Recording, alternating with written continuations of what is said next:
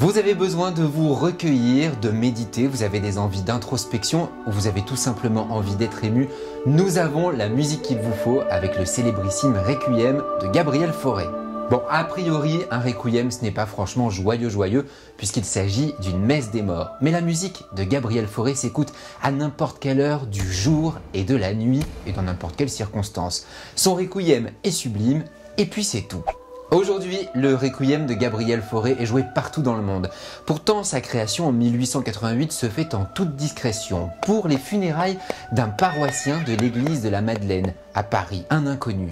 Mais la Madeleine est un lieu important dans la vie de Gabriel Fauré. Il y a été maître de chapelle, c'est-à-dire qu'il enseignait la musique et qu'il composait pour les offices. Il a aussi été titulaire du grand orgue de la Madeleine, un poste très convoité qu'ont occupé de célèbres compositeurs comme Camille Saint-Saëns. D'ailleurs, s'il existe une bonne étoile dans la vie de Gabriel Fauré, elle s'appelle Camille Saint-Saëns. C'est avec lui que le jeune Gabriel apprend le piano, qu'il se passionne pour la composition, qu'il découvre les compositeurs de son temps. Toute leur vie, les deux hommes vivront une belle histoire de musique et d'amitié, se surnommant dans leur correspondance Mon gros chat ou Mon gros loup. Oui, véridique.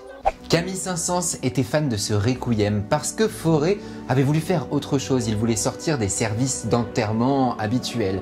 Il ne voulait pas d'une musique trop sombre ou trop dramatique et c'est ce qui est fascinant avec cette œuvre. Fauré le dit lui-même, il ne voit pas la mort comme un passage douloureux, mais plutôt comme une délivrance heureuse. Et on comprend pourquoi cette musique est si lumineuse. Vous l'avez compris, dans n'importe quelle circonstance, il faut écouter le Requiem de Fauré parce qu'il fait du bien.